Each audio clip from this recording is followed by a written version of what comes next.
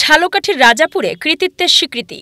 Barrister Moin ফিরোজী ও Mrs Sabrina Samad ফিরোজীর উদ্যোগে রাজাপুর ও কাঠালিয়ার বিভিন্ন college ও মাদ্রাসা থেকে এইচএসসি ও আলিম পরীক্ষায় গোল্ডেন জিপিএ, A+ এবং A গ্রেড অর্জনকারী মোট ১৫২ জন কৃতী শিক্ষার্থীকে দেওয়া হল সম্মাননা।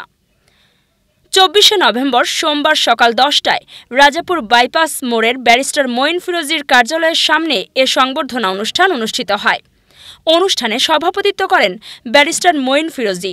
বিশেষ অতিথি ছিলেন নিউ ইয়র্ক মহানগর দক্ষিণ বিএনপির সভাপতি ও ঝালকাঠি ১ আসনের মনোনয়ন প্রত্যাশী হাবিবুর রহমান সেলিম রেজা এবং ব্যারিস্টার ফিরোজীর সহধর্মিণী সাবরিনা সামাদ ফিরোজী। পরিচয় সম্বন্ধে এটাই হওয়া উচিত, মানুষের সেবা। খালি আমরা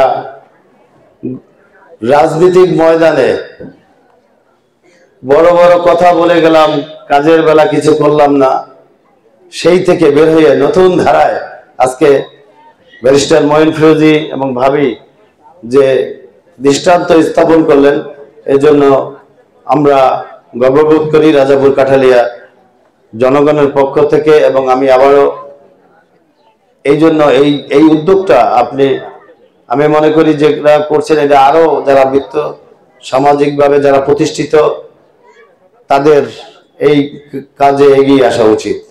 দিন ঘুমাতে পারতেন না, সকাল থেকে রাত ১২টা ১টা পর্যন্ত রোগী দেখে যেতেন।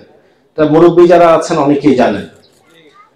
আমরা রাজাপুর কাঠালিয়ার দীর্ঘদিন ধরে আমরা অবহেলিত।